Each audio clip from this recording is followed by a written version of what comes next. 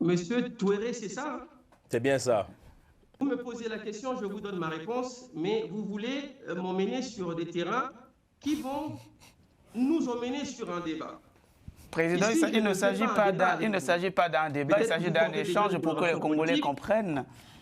Voilà, peut-être Pour- que, permettez-moi, peut-être Oui. que vous portez une coloration politique, mais moi, je veux vous dire Je simplement, n'appartiens si vous étiez au à Congo, aucun parti politique, si vous étiez, Président. s'il vous Je plaît, suis un citoyen je Non, congolais vous non, ai non, non, non, laissé, non, on va clarifier, je on va vous ai clarifier. laissé parler, Et si vous il pouvez faut simplement peut-être... me laisser Allez-y, parler. allez-y, maître, laissez-le parler, allez-y. C'est pour cela que je vous ai dit que le format devait être expliqué bien avant, parce que j'ai l'impression que je n'ai pas en face de moi un journaliste. J'ai Je ne en suis face de pas moi quelqu'un journaliste. qui a ses convictions politiques, qui a forcément une tendance. Mais ça n'est pas le problème. Ça n'est pas le problème. Mais je veux simplement vous garantir une chose, c'est que ici, au Congo, là où je suis, avec le mental des Congolais qui est déjà prêt au changement, même vous, ici au Congo, candidat, croyez-moi, vous pouvez battre M. Denis Sassou Nguesso.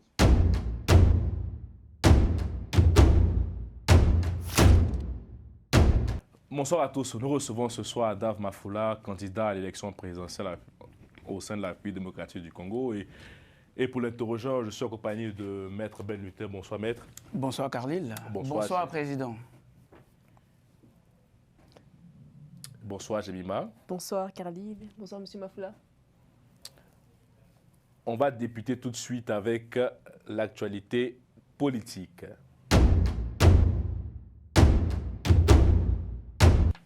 Dame Mafoula, comment préparez-vous cette échéance présidentielle?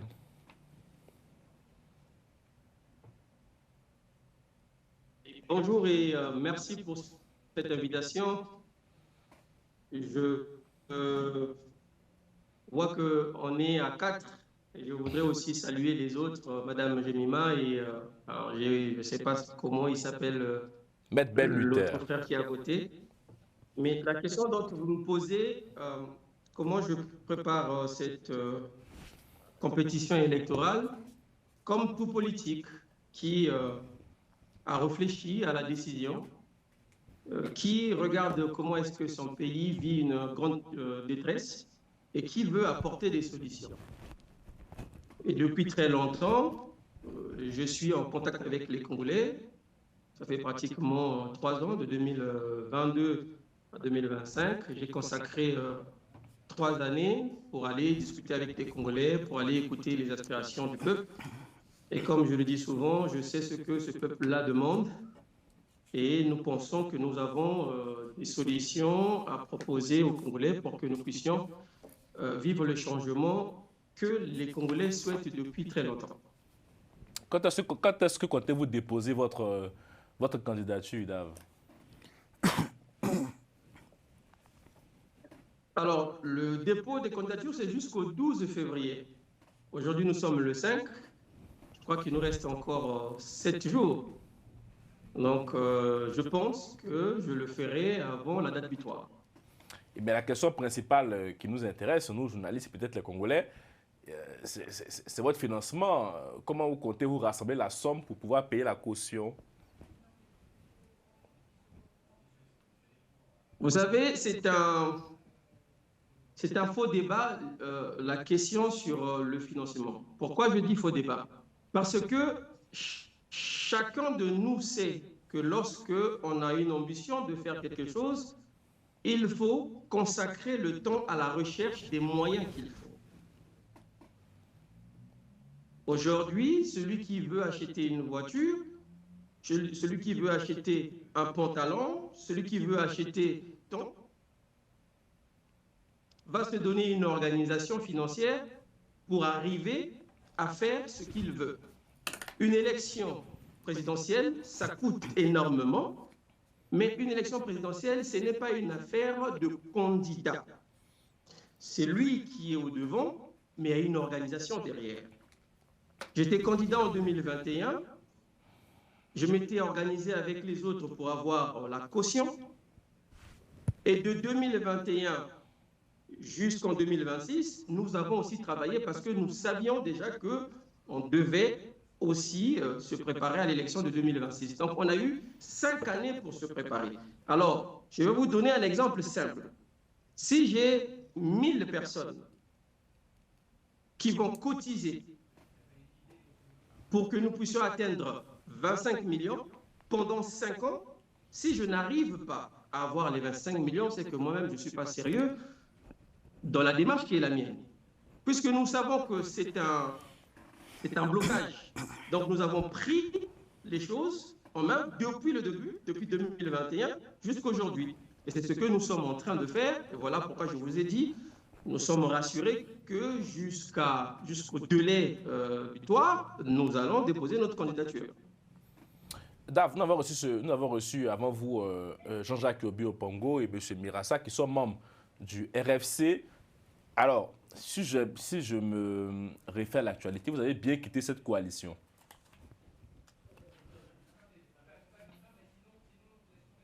Je vous entends très mal. Je vous entends, je disais que nous avons reçu M. Jean-Jacques Obi-Opongo et M. Clément Mirassa, qui sont membres du RFC, du rassemblement des forces du changement. Des forces du changement. Et si j'ai bonne mémoire, vous avez bien quitté cette coalition. Est-ce que vous pouvez me confirmer ça? Alors, oui, mais il faut que je vous explique pourquoi. J'étais avec les autres au RFC parce que nous avions tous décidé d'engager un combat pour le changement. Je crois que si je ne me trompe pas, le rassemblement des forces du changement porte le nom de changement parce qu'il fallait aller vers le changement. Et au début, je pense qu'il était question que nous puissions nous organiser pour que nous saisissions donc la possibilité d'aller à l'élection présidentielle de 2026. Il s'est posé aussi la question de candidature unique ou pas.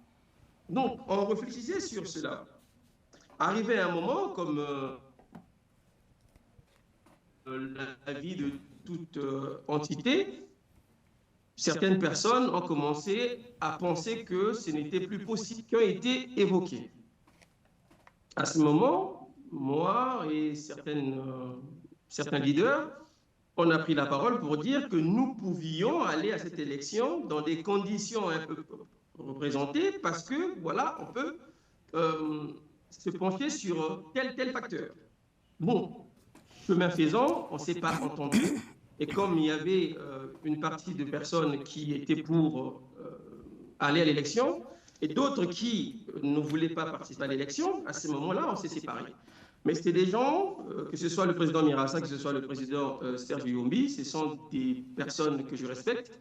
Je respecte leur point de vue, je respecte leurs décisions. Ben, nous, de notre côté, ceux qui étaient partis, on avait aussi décidé de participer à cette élection présidentielle. Je crois que le point divergent, c'était simplement l'élection présidentielle. Mais sinon, sur d'autres points qui nous ont réunis, on n'a pas eu de divergence d'idées.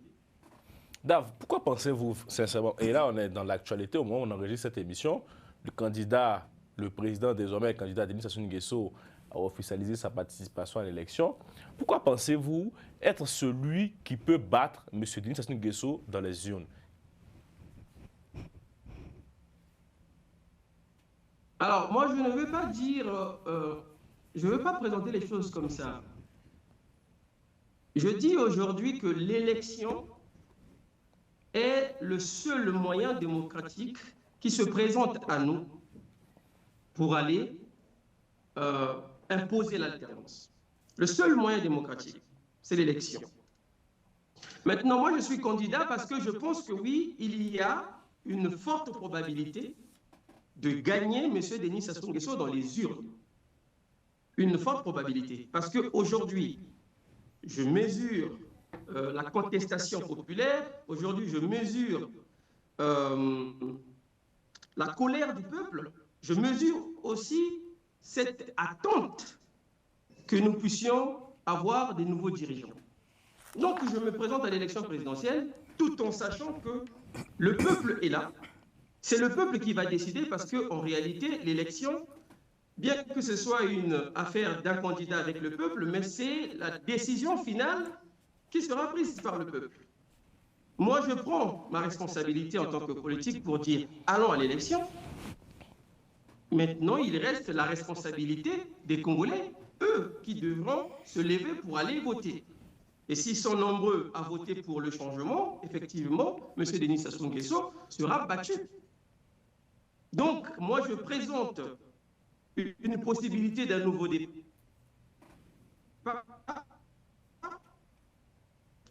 Je suis candidat, mais M. Denis Sassou Nguesso, puisqu'il vient d'annoncer, de continuer, je peux gagner M. Denis Sassou Nguesso dans les urnes grâce aux Congolais qui vont se lever, qui vont choisir le nouveau départ. Est-ce que ce n'est pas la voie à suivre? Je pense que c'est la voie à suivre. Maintenant, chacun est libre de penser que je peux gagner ou ne pas gagner. Mais moi, dans ce combat, je ne me suis pas engagé pour perdre l'élection. Je me suis engagé pour gagner l'élection et je pense que nous pouvons gagner M. Denis Sassou Nguesso dans les urnes en mars 2026. Ben Luther. Alors, rebonjour, Président. Comme on l'a fait avec tous les autres hein, qui sont passés avant vous, en toute franchise, hein, je vais essayer un peu d'élaguer quelques questions parce qu'on a besoin de comprendre. Président, première question. Quelle est la raison d'être de votre candidature quand on sait que lors des élections, de vos premières élections présidentielles, vous avez obtenu un score de 0,52%? Pourquoi est-ce qu'il faut... pourquoi une nouvelle candidature après cet échec?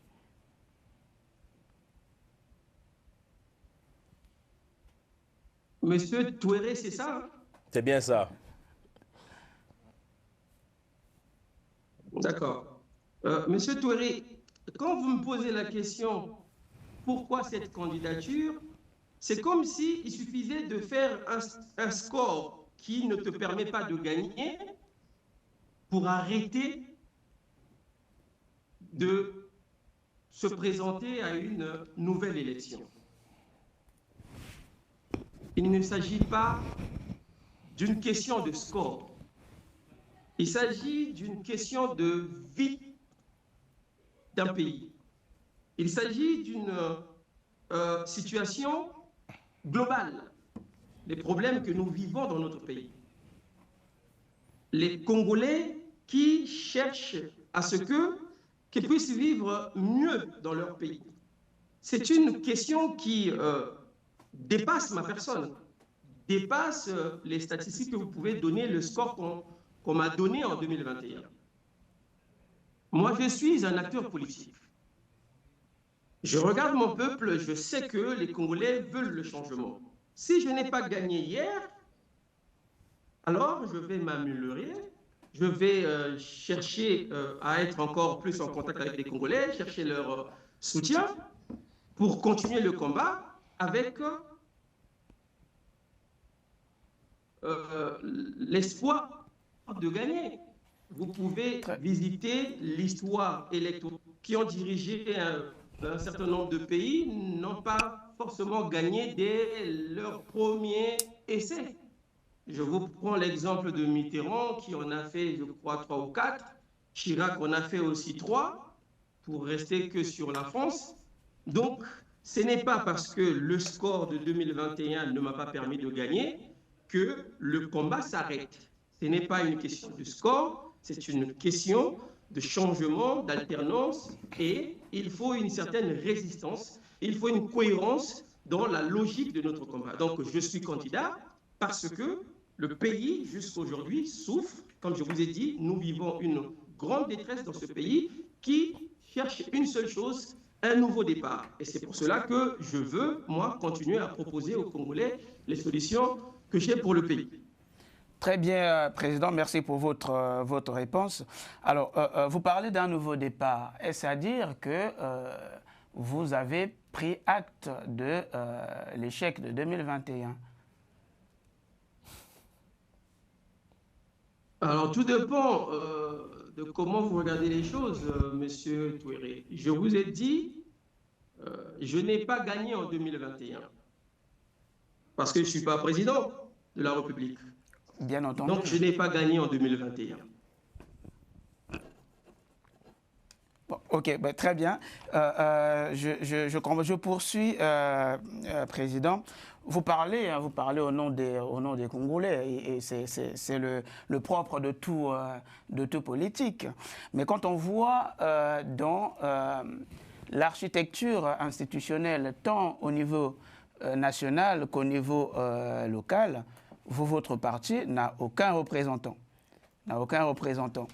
Alors, se pose alors la question de savoir, est-ce que vous êtes légitime à parler au nom de ce peuple congolais?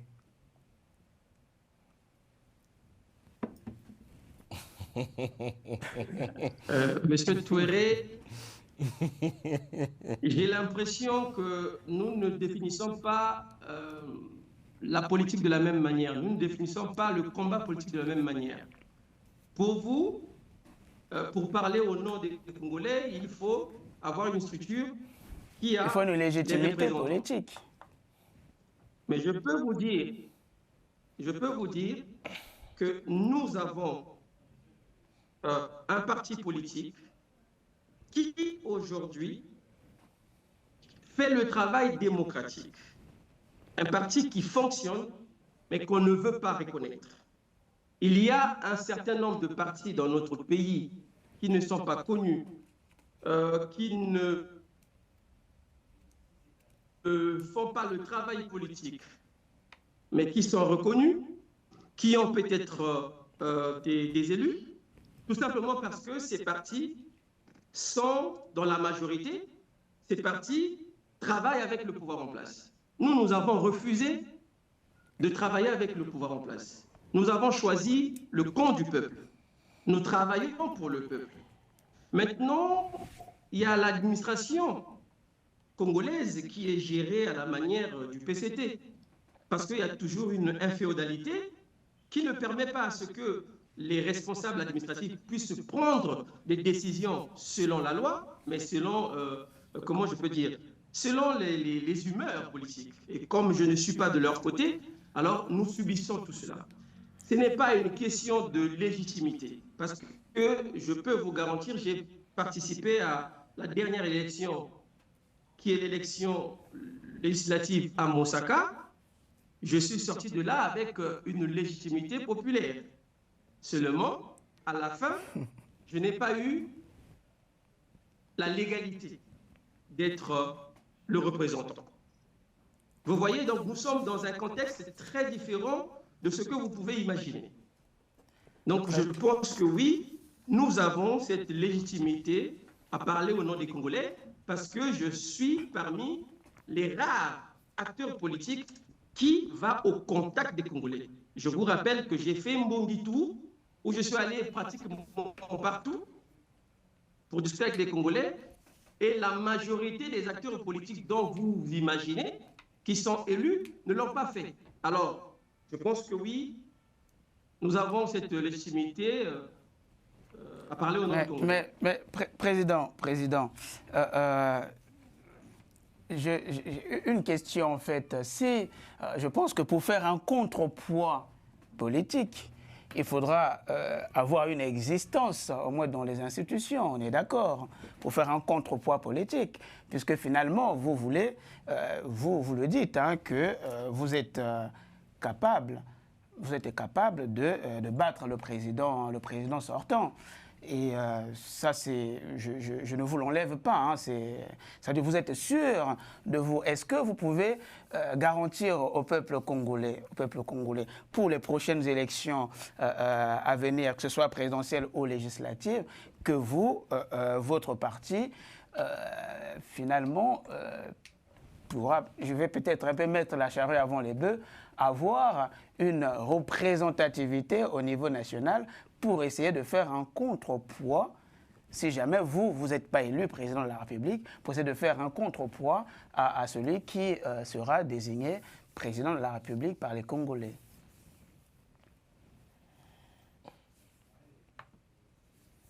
Est-ce que Dave nous entend?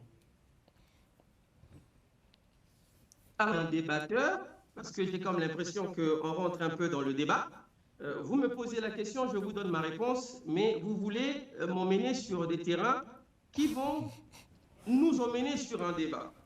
Président, Ici, il ne s'agit pas d'un débat, il s'agit d'un échange pour que les Congolais comprennent. Voilà, peut-être que, permettez-moi, peut-être que vous portez une coloration politique, mais moi je n'appartiens à aucun parti politique, Président. S'il vous plaît. Je suis un citoyen congolais. Non, on va clarifier. Il faut peut-être... Allez-y, maître, laissez-le parler, allez-y. C'est pour cela que je vous ai dit que le format devait être expliqué bien avant, parce que j'ai l'impression que je n'ai pas en face de moi un journaliste. J'ai en face de moi quelqu'un qui a ses convictions politiques, qui a forcément une tendance. Mais ça n'est pas le problème. Mais je veux simplement vous garantir une chose. C'est que ici, au Congo, là où je suis, avec le mental des Congolais qui est déjà prêt au changement, même vous, ici au Congo, candidat, croyez-moi, vous pouvez battre M. Denis Sassou Nguesso. Maintenant, quand il s'agira d'une représentation de notre parti, eh bien évidemment, nous partons d'abord à une élection présidentielle. Après l'élection présidentielle, il y aura une élection législative, et il y aura des élections législatives et locales. Et à ce moment-là, si nous avons la possibilité de gagner en 2026, croyez-moi que nous serons accompagnés par la même bénédiction pour que nous puissions avoir des représentants, pour ne pas que nous ayons un problème de gouvernance avec les députés et les sénateurs qui sont là. Bien, on va revenir sur l'actualité politique. Déjà, cher Dave, je pense que c'est le format qu'on a utilisé pour... les autres opposants, hein, donc il n'y a pas de... On essaie de donner la parole un peu à notre chroniqueur sur ce plateau et à notre journaliste aussi. Mais bon, je pense que peut-être il y a eu un problème de... Je vous entends de loin, monsieur Carly. Bon, enfin, moi, je parle fort. Je pense que peut-être c'est un souci de connexion, donc peut-être un souci d'accès à l'électricité chez vous, peut-être d'accès de qualité d'Internet. Pourtant, votre ministre m'a dit que tout allait bien chez vous. Bon, revenons sur la politique. Je pense qu'aujourd'hui, il y a un problème au niveau de l'opposition. On vous reproche, face au mastodonte PCT aujourd'hui, de ne pas vous unir, de ne pas être capable de désigner un candidat unique. Qu'est-ce qui se passe aujourd'hui au sein de l'opposition pour qu'on n'arrive pas à créer une dynamique, cher Dave?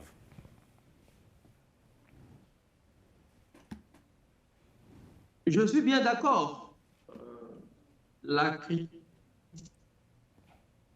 elle est fondée que l'opposition n'arrive pas à s'organiser. Quel est le problème?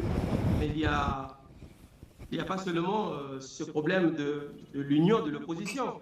Il y a d'abord le problème de ceux qui sont réellement opposants. Il y a dans ce pays ceux qui s'opposent parce qu'ils doivent faire entendre cette voix de l'opposition, mais qui en réalité ne sont pas des opposants. Vous voyez? Et lorsque celui qui ne fait pas l'opposition ou qui fait semblant d'être un opposant se retrouve avec celui qui mène le combat de l'opposition, vous voyez très bien que ça va être difficile de se mettre ensemble. Donc, on a d'abord un problème d'identification des vrais acteurs de l'opposition.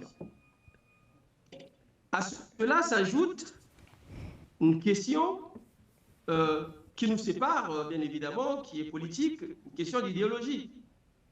On ne va pas se mettre ensemble parce qu'on s'appelle opposants, mais si nous ne partageons pas la même vision politique, ça va être très compliqué. Il y a aussi l'égocentrisme qui aujourd'hui nous colle à la peau. Il y en a qui pensent que, bon, X ne peut pas être devant, Y doit toujours être derrière. C'est très compliqué. Mais moi, mon regret, c'est simplement que nous sommes dans une situation qui est bénéfique pour l'opposition, parce que le peuple a montré qu'il est déjà dans un climat apprêté pour le changement et qu'il attend un leader de l'opposition. Si on avait vraiment réussi à trouver, peut-être pas seulement un, parce que l'unicité c'est toujours difficile, un, deux, trois candidats de l'opposition déjà allés et trouver des mécanismes, comment on peut avoir une coalition, coalition électorale, pour regarder simplement des questions d'élection et ne pas trop rester dans le cadre politique. On pouvait montrer aux Congolais que nous allons gagner. Aujourd'hui, nous partons quand même avec un certain nombre de doutes. Vous-même, les journalistes, vous avez des doutes. Quelques Congolais ont des doutes, mais on est obligé d'y aller. On est obligé de faire comprendre aux Congolais que oui, le chemin est là. Et à la fin, ils comprendront, ils vont choisir. Il n'y a pas d'unité, ce n'est pas ça le problème. Mais aujourd'hui, il y a des acteurs qui se sont levés, qui sont vrais. Moi, je suis vrai dans ce combat. Et je demande au peuple congolais de me soutenir pour que nous puissions arriver à ce que nous sommes en train de chercher depuis très longtemps, l'alternance. Maître, vous avez une question? Oui, Président, bon, je ne vais plus entrer dans la contradiction. Puisque vous n'étiez pas prévenu sur ça. Bon, ça je laisse passer. Président, on entend souvent, vous concernant... Non, le problème, c'est pas que je n'étais pas prévenu. Je pense que la contradiction, ce n'est pas le travail d'un journaliste. Je ne suis pas journaliste, justement, c'est ce que je vous dis. Je ne suis pas journaliste. Je suis juste chroniqueur et commentateur des activités politiques, on va dire ça. Voilà, donc je ne suis pas journaliste. Donc je voulais vous poser une question. On entend souvent, vous concernant particulièrement, enfin concernant vous en tant qu'acteur politique, certains vous taxent d'accompagnateurs, de simples accompagnateurs. Et aujourd'hui, on voit qu'au sein de l'opposition congolaise, il y en a qui appellent au boycott du scrutin de mars 2026. Vous dites que vous y allez quand même, combien même que, selon certains, les conditions ne sont pas réunies, vous y allez quand même. Est-ce à dire que vous êtes...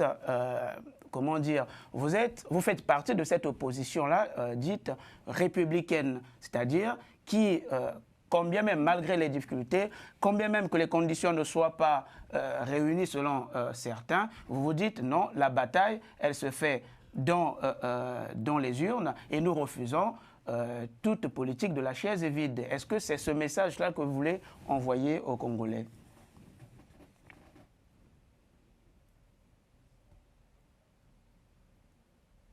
Je ne cherche pas à envoyer un message. Je mène un combat. Il y en a qui sont dans cette posture d'envoyer un message, mais moi, je ne suis pas dans la posture d'envoyer le message, mais je suis dans la posture de celui qui mène un combat pour le changement, celui qui continue avec la résistance. Pour ceux qui se permettent de dire qu'aller à l'élection, c'est accompagner, je comprends, mais je pose la question à ceux-là. Est-ce qu'il y a un exemple d'un pays où les acteurs politiques de l'opposition ont boycotté l'élection et ils ont gagné à la fin? Est-ce que le boycott est une arme qui change un système? Mais je peux vous dire que participer à une élection, non seulement c'est une attitude républicaine, mais aussi une forme de résistance. Celui qui n'a pas voulu abandonner. Laurent Gbagbo disait, je fais référence à ce monsieur parce qu'il a été à l'opposition, il a dirigé la Côte d'Ivoire, après il s'est encore retrouvé à l'opposition. Ce monsieur qui a eu une expérience de l'opposition et de la majorité, en étant président d'un pays, il a dit, même dans un pays où on ne vous a pas donné la possibilité de croire à la transparence, où vous pouvez changer les choses. En réalité, la peur que certains ont, que je comprends, qui reste légitime, de ne pas se présenter à une élection où on dit que le système a cadenassé un peu tout, il n'y a pas de transparence, je comprends. Mais en réalité, l'élection, pour un candidat, c'est d'abord que les Congolais se lèvent pour aller voter. Pour lui, c'est avoir des représentants dans chaque bureau de vote. Parce que la tricherie commence dans un bureau de vote. Ce n'est pas toujours le fait d'avoir un fichier électoral qui n'est pas crédible. C'est-à-dire que vous allez dans un village où il y a 100 personnes, le fichier dit il y a 1000. Mais celui qui est dans le bureau de vote qui vous représente doit aussi constater qu'il y a 1000 personnes. Mais s'il n'y a pas 1000 personnes qui sont venues voter, parce que vous savez, on peut mettre... moi j'ai cette expérience-là, ça c'est ma 3e élection. Et il y a 2 élections présidentielles. La première, moi j'ai été donc, directeur de campagne de M. André Komusalissa Lekolela en 2016. Donc j'ai supervisé sa campagne. J'ai vu ce qui s'est passé dans les urnes. En 2017, moi-même j'étais candidat à l'élection législative à Lekolela. 2021, j'étais candidat à l'élection présidentielle. 2022, j'étais candidat à l'élection législative. Donc, je sais comment est-ce que le PCT arrive à tricher. Mais nous pouvons bloquer la machine si le peuple se mobilise. Parce que je reste persuadé qu'il n'y a que la mobilisation du peuple qui peut arrêter la tricherie. Et si nous avons nos délégués dans les bureaux de vote, il y en aura 6622 pour l'instant, c'est un peu sur ce chiffre-là. Si nous avons nos représentants dans tous les bureaux de vote, ça va être très difficile pour le PCT de tricher. Je ne dis pas que le PCT ne cherche pas à tricher, mais avec la mobilisation des Congolais, ça va être très difficile. C'est pour cela que je dis ceci, qu'à un moment donné, le silence des acteurs politiques qui ont cette capacité à travailler pour que l'opposition puisse arriver à cette alternance, si ce silence-là est maintenu, ça sera en tout cas, comme on dit, un boulevard pour le président Denis Sassou Nguesso. Il ne compte que sur ça. Il compte sur la démotivation des acteurs politiques, il compte sur le retrait, il compte sur la critique. Quand ceux qui se lèvent pour dire on ne peut pas participer à l'élection, pour lui, il dit c'est très bien. Parce que quand vous regardez notre constitution n'exige pas que le président soit élu avec 51%. Avec 10 voix, j'ai été élu. Mais nous avons une population qui souffre. Nous avons une population qui demande à ce que le changement arrive. Nous avons une population qui attend de croire à ce que l'unité de l'opposition peut faire. Alors, nous avons une possibilité de gagner. La seule chose qui nous reste, c'est avoir le peuple avec nous, mobiliser le peuple et demander au peuple d'aller voter. Demain, le changement va arriver. Aucun système, même s'il est enraciné, je ne sais pas à quel niveau, ne peut résister lorsque le peuple est mobilisé pour le changement. C'est pour cela que moi je suis candidat et je demande aux Congolais de se lever pour que nous puissions aller en finir avec le système qui met le pays en difficulté et que nous puissions vivre mieux parce que nous méritons de vivre mieux. Bien, on va parler des sujets de société, des sujets qui concernent les Congolais avec la rubrique Société. Bonsoir, Monsieur Mafoula. Vous disiez alors que vous êtes candidat parce que le peuple souffre. Pouvez-vous, s'il vous plaît, en détail... je vous entends très mal. Désolé, hein, mais je vous entends très très mal. Allez-y. Vous m'entendez mieux?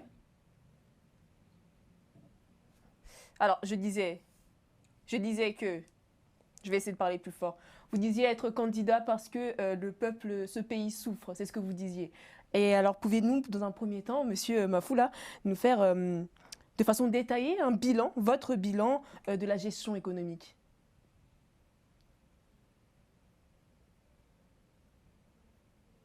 Faire mon bilan? Pouvez-vous nous faire un bilan détaillé de façon détaillée de la gestion économique. Quel est votre regard sur la gestion économique aujourd'hui du parti Faire un présidentiel? bilan détaillé de la gestion économique. Alors, je reprends ma question. Oui, voilà. Je reprends ma question. Vous disiez que le peuple souffre et que c'est la raison de votre candidature, n'est-ce pas?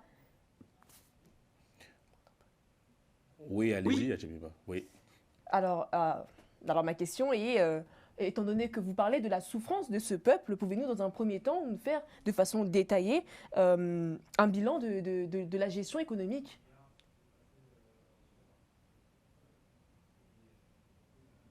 Écoutez, l'économie de notre pays va très mal. Nous avons une économie sous morphine. Pourquoi? Parce que M. Denis Sassou Nguesso, avec son équipe, ont rendu notre économie dépendante des autres. Déjà, pour vous rappeler le stock de la dette que nous avons une dette qui est estimée à pratiquement 8 500 milliards. Ça veut dire que nous, pour faire vivre notre économie, pour faire vivre nos institutions, nous avons besoin de l'extérieur. Ça va nous permettre d'avancer. Nous faisons du surplace. Il y a par exemple la situation que vivent les Congolais aujourd'hui. Je vous prends le cas des opérateurs économiques. Il y a pratiquement 4000 entreprises qui sont dans la situation d'impayés. Vous imaginez tous ces responsables des entreprises, des PME, qui ne sont pas payés. Imaginez simplement les dégâts économiques, les conséquences sociales qu'ils peuvent avoir. Ils ne peuvent pas payer donc les salaires, ils ne pourront plus investir. Pour certains, c'est des familles qui sont derrière, qui ne peuvent plus donc envoyer les enfants à l'école. Ils ne peuvent plus peut-être s'occuper de la famille, payer les loyers. Vous voyez tout de suite que par rapport à la situation économique, notre pays est dans une suffocation. Je vous prends aussi l'exemple de l'agriculture qui contribue à l'économie selon le président. L'agriculture aujourd'hui ne permet toujours pas aux Congolais de vivre dignement. On nous a montré une agriculture de publicité et le président aujourd'hui même vient de faire la démonstration comme quoi l'agriculture pour lui c'est un instrument de publicité parce que la foire qui a été organisée, on comprend parfaitement que ça a été organisé pour qu'il puisse aller faire sa déclaration de candidature. Donc on comprend que même l'agriculture est prisonnière de la pensée politique du président. On est dans un pays où les enseignants à l'université ne sont pas payés, ils sont en grève. On est dans un pays où pratiquement 12 500 personnes, dont on peut imaginer les familles derrière, qui sont les agents de l'éducation nationale, donc je parle des enseignants communautaires, qui sont à 8 mois d'impayés. Je vous prends les agents des mairies, eux aussi ne sont pas payés. Je vous prends les retraités, qui sont pratiquement à 50 mois d'impayés. Alors, M. Mafoula, les étudiants, sans vouloir... Oui, on en reviendra. Vous voyez, vous comprenez très bien que nous sommes dans un pays où... Nous sommes dans un pays où, économiquement, ça ne marche pas, socialement aussi, ça ne marche pas. Et c'est pour cela que nous devons aller changer les choses. D'accord. Et vous parliez donc de ces fonctionnaires qui ne sont pas payés. Alors, selon vous, comment financer des solutions de financement, et notamment pour cette population? Encore, je reviens sur la population congolaise que vous dites, dont vous avez été au contact, comme vous le disiez. Vous disiez également que vous connaissez leurs demandes. Alors, comment financer une vraie protection sociale sans accroître la dette dont vous faisiez mention tout à l'heure? Je vous entends très très mal, très très mal. Je n'ai pas bien saisi la question. Ma question était concernant donc la population congolaise, parce que vous disiez, vous parliez de la dette, vous disiez également avoir été au contact de la population congolaise et savoir connaître ses demandes. Alors ma question était la suivante, comment, par quels moyens allez-vous financer une vraie protection sociale sans accroître cette dette?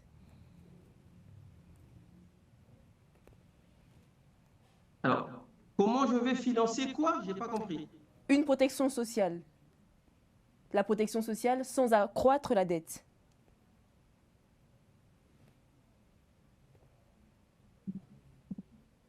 Oui, madame. Alors, déjà, il faut qu'on parle de la dette de notre pays. Vous savez, si nous sommes un pays endetté, parce que nous sommes un pays qui ne produit pas, nous dépendons du pétrole. Et lorsque les prix de baril de pétrole baissent, notre économie subit les effets de cette baisse-là. Aujourd'hui, si nous devons gérer les problèmes de notre pays, nous devons commencer à regarder ou à reconsidérer les sources de nos revenus. Pour nous, il est impératif de faire de l'agriculture notre source première même.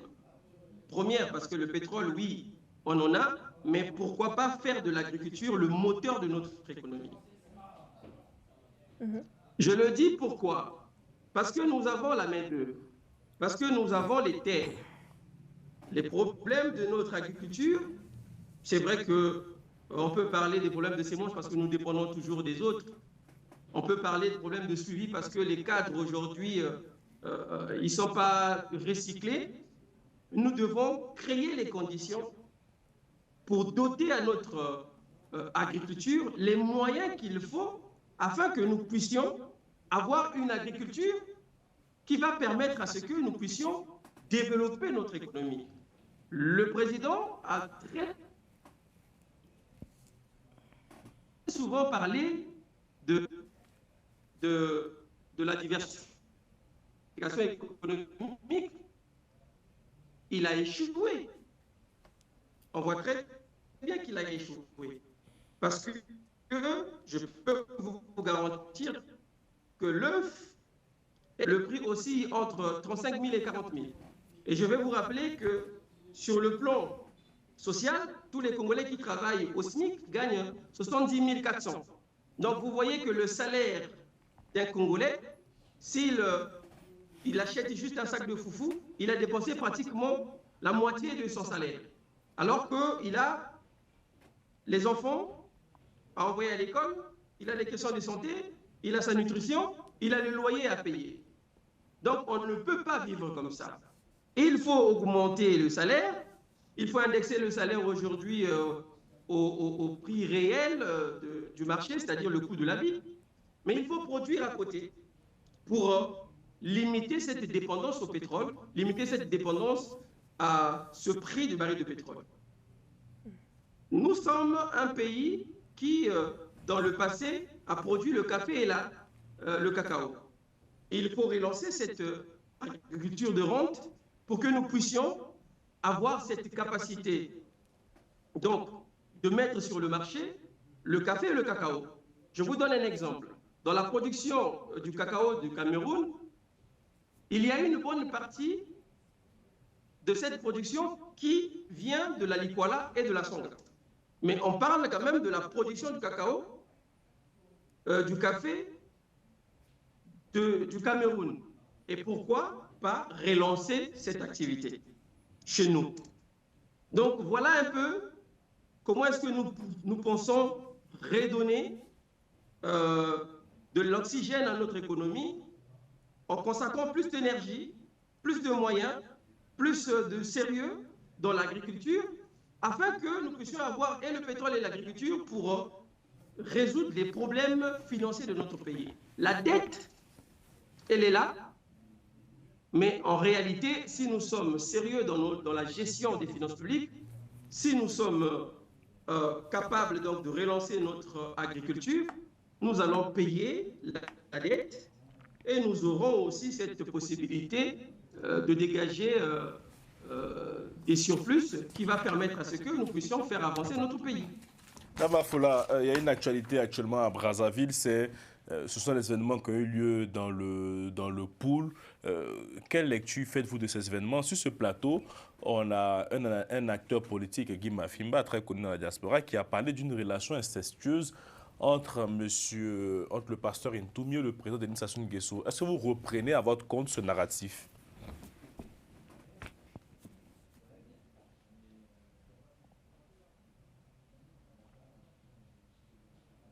Est-ce que vous m'avez entendu? Monsieur Carline, problème... Je réponds à ma question. Je disais, j'aimerais bien savoir votre réaction, votre analyse, votre lecture de la situation dans le pool avec les derniers événements qu'on a eu avec la DGSP.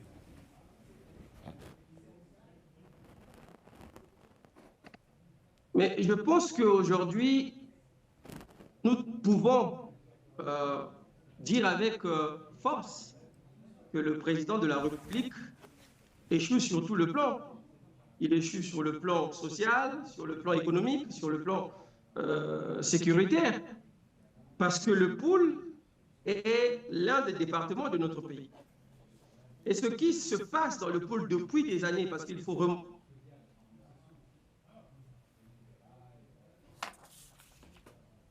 à 98. En 98, qui est le président? C'est M. Denis Sassou Nguesso. Ce qui se passe aujourd'hui, il y a encore M. Denis Sassou Nguesso qui est au pouvoir. Alors, comment on peut imaginer un président qui est là depuis 42 ans et qu'à chaque fois, ce département, les compatriotes du département du Poul, soient toujours dans une situation d'insécurité? C'est un échec. Et aujourd'hui, nous disons qu'il y a des choses que nous ne maîtrisons pas entre la présidence et M. Toumi. Parce que nous avons vu quand même des accords qui ont été faits entre les deux parties, mais il y a toujours un moment où il faut aller secouer le Poul. Nous pensons qu'il faut arrêter cela. Demain, moi j'arrive au pouvoir, nous allons créer les conditions pour une paix stable dans le Poul, et il faut reconstruire le Poul parce que, comme je le dis dans notre projet, il faut réparer les injustices parce que je pense que ce département a connu beaucoup d'injustices. Il faut réparer cela, il faut reconstruire le Poul, il faut un budget spécial pour la reconstruction du Poul. Et je pense que demain, nous allons arriver, et puisque nous ne serons pas dans des calculs politiques, nous allons travailler avec tous les Congolais. Nous allons faire asseoir les responsables du pays, les responsables du département du Poul, pour trouver une solution pérenne à cette situation. Mais je pense qu'aujourd'hui, les Congolais savent que quelque part, il y a ce que le président ne nous dit pas. Une sorte de deal, une sorte d'arrangement entre Toumi et Monsieur le Président. Mais cela nous montre que le président n'a pas été capable de stabiliser la situation du Poul. Et c'est un échec. Dave Mafoula, président de la République, comment il règle la question des bébés noirs?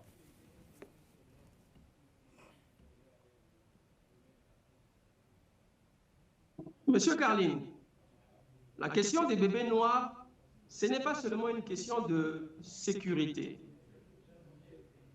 J'ai toujours expliqué qu'avant de traiter un problème, il faut chercher la racine du problème. Aujourd'hui, on a des bébés noirs, mais ce sont des jeunes, ce sont des enfants qui ont des parents. Il faut aller chercher à savoir qu'est-ce qui s'est passé dans la cellule familiale, c'est-à-dire la maison, qui a causé ou qui a permis à cet enfant de se retrouver dans la rue à être bébé noir. Je pense que c'est d'abord un problème de pauvreté. Des parents qui ne sont plus en capacité de venir en aide à leurs enfants ou même de faire leur devoir parental, parce que c'est une responsabilité d'avoir un enfant, de le nourrir, de l'envoyer à l'école. Un parent qui n'arrive pas à nourrir son enfant, cet enfant se voient dans l'obligation de sortir pour aller demander. Et si par la demande ça ne passe pas, bon, ça peut passer aussi par la délinquance. Donc nous allons traiter cette question par sa racine. D'abord, régler le problème des Congolais pour que dans chaque foyer congolais, nous puissions avoir le travail. Nous avons des Congolais qui ne travaillent pas, mais qui ont des enfants. Il faudrait que les Congolais puissent avoir le travail. Et ce travail-là va permettre à ce que chacun puisse avoir son revenu, qui va garantir son autorité parentale, et aussi une question d'éducation. Ces enfants sont à l'école, d'autres qui ne sont pas à l'école, mais quel est aujourd'hui l'encadrement civique qu'ils reçoivent à l'école? Et aussi regarder pour ceux qui ne partent pas à l'école, pour ceux qui ont des parents qui souffrent, venir en aide avec des formations. Donc je pense que le problème des bébés noirs, on peut l'attaquer si on attaque la souffrance des Congolais, si on attaque la pauvreté des Congolais, si on attaque la question du chômage aujourd'hui. Parce que ce qu'il faut faire, il faut permettre à ce que chaque Congolais puisse vivre dignement. Le travail, c'est ce qui va permettre à ce que nous puissions régler un certain nombre de dysfonctionnements dans notre pays. Là, vous parlez des bébés noirs parce qu'ils sont jeunes. Mais croyez-moi qu'avec la situation des retraités, s'ils étaient jeunes, nombreux seraient aussi peut-être dans cette même situation. Mais ils ne le font pas parce qu'à leur âge, ils ont beaucoup de valeur, ils ne peuvent plus le faire. Mais croyez-moi, la pauvreté, on est pour beaucoup dans cette situation de bébés noirs et nous allons traiter le mal à la racine, donc donner des emplois aux Congolais. Merci beaucoup, Dave Mafoula. Merci d'avoir répondu à nos questions. Merci à Maître Ben Luther. Merci à Jemima. Et puis, on espère vous recevoir lorsque vous aurez votre projet finalisé et que vous aurez déposé votre candidature. Et là, vous accepterez un débat. Ah, vous voyez, donc vous avez besoin d'un débat, M. Touré. Non, un débat sur votre programme. Moi, je ferai un débat. Moi, je ferai... Sur votre programme uniquement. Un programme avec vous, monsieur. Non, je dis un débat sur votre programme. Pour vous, mais je ferai un débat de programme avec un candidat. Avec un candidat. Bon, bien, écoutez, merci beaucoup. Les Congolais ont noté. Les Congolais ont pris note. Merci. Parce que vous n'êtes pas journaliste, monsieur Touré. Je suis Congolais, je suis un citoyen congolais. Donc, je peux bien entendu débattre avec celui qui veut décider de mon avenir. On est d'accord? On ne vous entend pas, on ne vous entend pas. Moi, il faut que je me concentre à parler aux Congolais, à discuter, à débattre avec les candidats. Vous, si vous voulez, vous posez la question, je vais répondre. Mais si c'est pour un débat, je vous trouverai quelqu'un pour faire un débat. Mais trouvez quelqu'un alors, trouvez quelqu'un, on fera un débat. Merci beaucoup, Dave. Merci à Roumek Liko de Menk. Bon, gardez votre soif de débat, monsieur Touré. Merci beaucoup. Bonne soirée à tous et toutes. Merci à Roumek Liko. À bientôt.